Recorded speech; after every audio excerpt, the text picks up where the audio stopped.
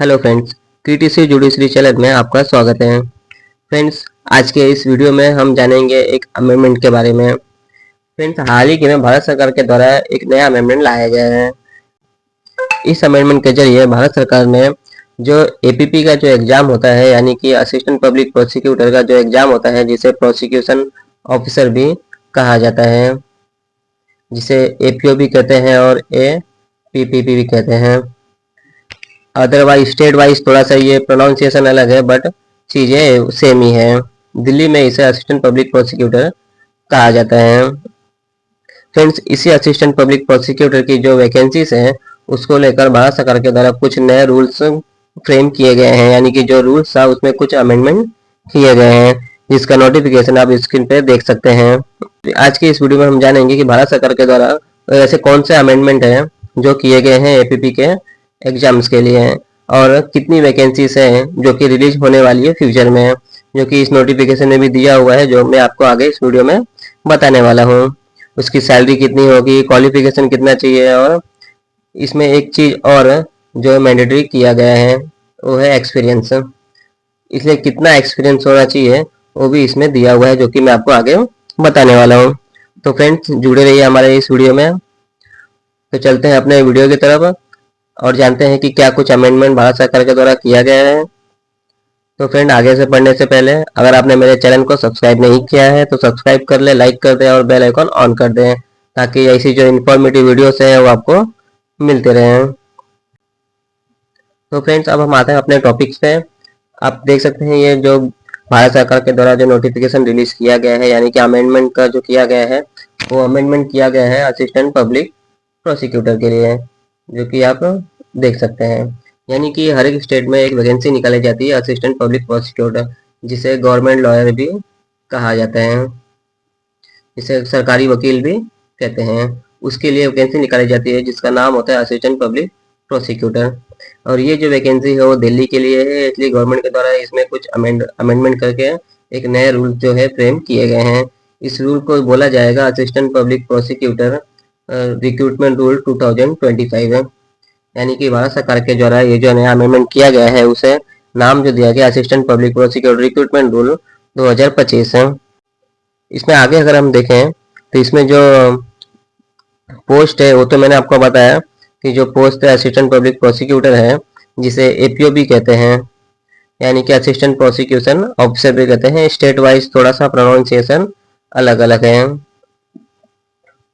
Friends, यहाँ पे जो वैकेंसीज निकाली जाने वाली है भारत सरकार के द्वारा एपीओ के लिए, दिल्ली में एपीओ की पोस्ट के लिए, वो है 265 पोस्ट एज ऑन 2025। 265 की जो पोस्ट है, यहाँ पे स्टार मार्क भी किया हुआ है।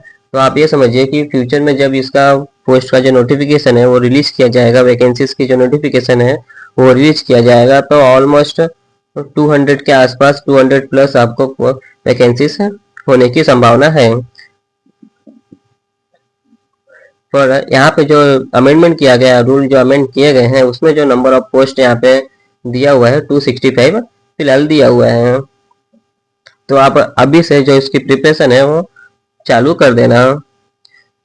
ये जो पोस्ट है ये गेजेटेड पोस्ट है, ग्रुप ए के लिए पोस्ट है और जनरल सेंट्रल सर्विस है, नॉन मिनिस्ट्रियल पोस्ट है। यहाँ पे जो सैलरी मिलने वाली है वो स्टार्टिंग जो सैलरी है 65,100 से स्टार्टिंग सैलरी है, जो कि 10 पे लेवल जो है वो मिलने वाला है। और यहाँ पे जो एज क्राइटेरिया है वहाँ पे बढ़ाया गया है, ये है 35 ईयर्स। यानी कि एपीपी के एग्जाम के लिए अगर आपकी एज अप टू 35 ईयर्स है तो आप उसके लिए अप्लाई कर सकते हैं, जो कि ये अमेंडमेंट के द्वारा नया किया गया है। फ्रेंड्स, इसमें आगे अगर हम देखें तो इसमें हम क्वालिफिकेशन की अगर बात करें तो पहले जो हुआ करता था लॉ ग्रेजुएट हुआ करता था। यहाँ पे जो दिया गया है degree in law from any recognised university, यानी कि आपके पास लॉ की डिग्री होनी चाहिए और प्लस 3 इयर्स का यहाँ पे जो प्रैक्टिस है बार का वो यहाँ पे ऐड किया गया है, जो कि पहले का नोटिफिकेशन अगर हम देखें तो उसमें ये चीजें नहीं थे। बट यहाँ पे अभी जो अमेंडमेंट किया गया है वो 3 इयर्स प्रैक्टिस का रूल नया लाया गया है। यानी कि अगर आपको एपीपी के लिए अप्लाई करना है, यानी कि असिस्टेंट पब्लिक प्रोसिक्यूटर के लिए आप अप्लाई करना चाहते हो, तो आपको बार का प्रैक्टिस 3 साल का होना चाहिए, ये मैंडेटरी है। अगर आप 3 साल के प्रैक्टिशनर आपका नहीं हो, यानी 3 साल का आपको प्रैक्टिस नहीं है, तो आप अप्लाई करने के लिए एलिजिबल नहीं हो। यहाँ पे जो डिजायर क्वालिफिकेशन है वो तो यहाँ पे कुछ दिया हुआ नहीं है। यहाँ पे एक्सपीरियंस दिया गया है, experience government lawyer, government advocate है। यहाँ पे डीजे का छोटा सा मिस्टेक, इसे मिस्टेक बोले या इसे टाइपिंग कॉपी एरर बोले, आप देखिए आपके हिसाब से क्या बोल सकते हैं। मेरे हिसाब से तो ये कहीं ना कहीं एक टाइपोग्राफी एरर है, हो सकता है शायद कॉपी पेस्ट करने में मिस्टेक कर दिया हो जिसने ये टाइप किया है। क्योंकि फ्रेंड्स कहते हैं यहाँ पे जो एक्सपीरियंस की बात हो रही है गवर्नमेंट एक्सपीरियंस है, जो कि इसमें दिया हुआ है। आप देखेंगे इसके अंदर जो एक्सपीरियंस में है, experience as a government advocate है। सबसे सवाल तो ये है फ्रेंड्स, ये जो नोटिफिकेशन निकाला गया है ये गवर्नमेंट एडवोकेट के लिए ही निकाला गया है। जिस व्यक्ति के पास अगर गवर्नमेंट एडवोकेट का एक्सपीरियंस होगा तो क्या वो इस पोस्ट के लिए अप्लाई करेगा? क्योंकि ऑलरेडी ये पोस्ट फ्रेशर के लिए है। एक व्यक्ति के पास जब ऑलरेडी गवर्नमेंट का एक्सपीरियंस होगा तो फ्रेशर के लिए अप्लाई ही क्यों करेगा? वो तो हायर पोस्ट के लिए अप्लाई करेगा, जो उसके पोस्ट उसके एक्सपीरियंस के हिसाब से जो उसके सूटेबल होगा। तो हो सकता है इसमें कुछ चेंजेस सरकार के द्वारा किया जाए या डिपार्टमेंट के द्वारा कुछ किया जाए, या फिर कुछ ऐसी चीज के लिए ये लाया गया है जो कि क्लियर नहीं है, ऐसा हो सकता है। तो आप फ्यूचर में जब इसका जो नोटिफिकेशन है एपीपी एग्जाम का जब रिलीज किया जाएगा तो वो हिसाब से पता चलेगा अपने को। अगर ये गलत रहेगा तो इसमें कुछ करेक्शन उनके द्वारा किया जाएगा। इसमें एक चीज और दिया गया है, अगर आप ये वेल क्वालिफाइड हैं, अगर आप एक वेल क्वालिफाइड पर्सन है या कैंडिडेट है तो आपका जो एज क्वालिफिकेशन है उससे रिलैक्सेशन किया जाएगा, यानी कि उसमें कुछ छूट दिया जाएगा यूपीएससी के द्वारा। बाकी SC ST अगर आप कैंडिडेट हैं तो इसमें भी आपको कुछ छूट मिलने वाला है, जो कि यहाँ पे क्लियरली दिया हुआ है। फ्रेंड्स, ये जो अमेंडमेंट जो रूल्स फ्रेम किया गया है भारत सरकार के द्वारा, ये जो नोटिफिकेशन रिलीज किया गया है इसके अंदर कुछ जो चीज़ें हैं वो ऐड की गई हैं। एक 35 इयर्स का जो एक्सपीरियंस है वो ऐड किया गया है, और 35 इयर्स जो एज है वो ऐड किया होना चाहिए, यानी कि एज जो है बढ़ा दिया गया है।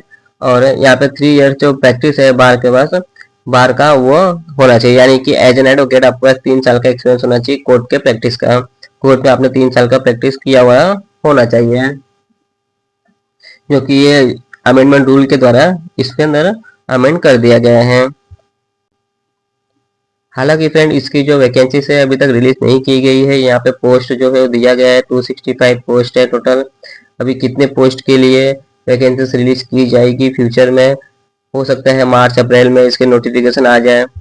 अगर आप दिल्ली एपीपी के लिए अगर अप्लाई करना चाहते हैं या दिल्ली एपीपी में आप ज्वाइन होना चाहते हैं तो आप अभी से जिसकी जो प्रैक्टिस है वो एज पर ओल्ड सिलेबस आप कंटिन्यू कर दीजिए। बाकी पोस्ट तो आपको पता चल गया, सैलरी आपको पता चल गया, 3 इयर्स एक्सपीरियंस होना चाहिए। अगर आप फ्रेशर हैं, न्यू लॉ ग्रेजुएट है तो आपके लिए तो ये है ही नहीं, आप इसके लिए अप्लाई नहीं कर पाएंगे। ये उससे वही लोग अप्लाई कर सकते हैं जो ऑलरेडी एडवोकेट हैं और कोर्ट में प्रैक्टिस करते हैं और जिनका 3 years as an advocate practice complete हो चुका है, वो लोग ही इस पोस्ट के लिए अप्लाई करने के लिए एलिजिबल हैं। अगर आप एक नए लॉ ग्रेजुएट हैं तो दिल्ली के लिए, दिल्ली एपीपी के लिए अप्लाई करना थोड़ा आपके लिए मुश्किल है। और अभी फिलहाल में सुप्रीम कोर्ट के द्वारा लॉ क्लर्क के लिए वैकेंसीज रिलीज की गई है। अगर आप एक जन एडवोकेट हैं या फिर आप एक लॉ ग्रेजुएट हैं, चाहे आपने 5 इयर्स LLB किया हो या फिर आपने 3 इयर्स LLB किया हो, तीनों में से कुछ भी LLB किया हो, या फिर आप एज एन एडवोकेट आप प्रैक्टिस करते हो, तो भी आप सुप्रीम कोर्ट लॉ क्लर्क के लिए अप्लाई कर सकते हैं। सुप्रीम कोर्ट में जो पोस्ट निकाली गई है वो लॉ क्लर्क कम रिसर्च एसोसिएट्स के लिए निकाली गई है, जिसपे जो सैलरी है वो काफ़ी अच्छी सैलरी है। 1 लाख रुपीज़ पर मंथ आपको सैलरी मिलने वाला है। बट यहाँ पे एक चीज़ रहेगा, आपको कॉन्ट्रैक्ट बेसिस पे अपॉइंट किया जाएगा सुप्रीम कोर्ट में। मैं आपको ये इसलिए बता रहा हूँ कि इसमें ये जो पोस्ट है एपीपी का, उसमें सिर्फ वही अप्लाई कर सकते हैं जो एज एन एडवोकेट है और 3 साल का एक्सपीरियंस है। बट जो फ्रेशर हैं ये वीडियो देख रहे हैं और मेरे चैनल के डिस्क्रिप्शन में जाइए, आपको एक सुप्रीम कोर्ट का जो लॉ क्लर्क के जो वैकेंसीज आई हुई है उसके लिए मैंने एक वीडियो बना के अपलोड कर दिया, जिससे आपको उसकी जानकारी वहाँ से मिल जाएगी। और उसका PDF भी मेरा जो टेलीग्राम चैनल है उस पर मैंने अपलोड कर दिया है। अगर आप सुप्रीम कोर्ट में लॉ क्लर्क के लिए आप अप्लाई करना चाहते हैं तो अभी भी आपके पास टाइम है और आप जल्दी से जल्दी अप्लाई कर सकते हैं। अगर आपको 1 साल के लिए अगर कॉन्ट्रैक्ट पर अप्लाई किया जाता अपॉइंट किया जाता है तो पर मंथ सैलरी आपको 1 लाख रुपीज़ दिया जाएगा। अगर 1 साल में 12 मंथ्स होते हैं यानी कि 12 लाख रुपीज़ आपको पर एनम मिल सकते हैं अगर आपको अपॉइंट कर लिया जाता है, एंगेज कर लिया जाता है। तो फ्रेंड्स, अगर आप एक लॉ ग्रेजुएट हैं तो आप सुप्रीम कोर्ट के लॉ क्लियर के लिए मेरे डिस्क्रिप्शन में जाइए, वीडियो मैंने अपलोड कर दिया है, वहाँ से आपको वीडियो मिल जाएगा और नोटिफिकेशन भी आपको टेलीग्राम चैनल पे मिल जाएगा जिसका लिंक मैंने दिया हुआ है। और ये जो अमेंडमेंट जो लाया गया है सरकार के द्वारा, इस अमेंडमेंट का पीडीएफ भी मैंने अपलोड कर दिया है, इसका भी लिंक मैं डिस्क्रिप्शन में आपको दे दूंगा जो कि आप इसमें देख सकते हैं। तो फ्रेंड्स, आज के लिए इतना ही, मिलते हैं अपने अगली इन्फॉर्मेटिव वीडियोस में। और फ्रेंड्स, जाने से पहले अगर आपने मेरे चैनल को सब्सक्राइब नहीं किया है तो सब्सक्राइब कर दे, लाइक कर दे और बेल आइकन ऑन कर दे ताकि ऐसी जो इन्फॉर्मेटिव वीडियोस है आपको मिलते रहे। Thank you.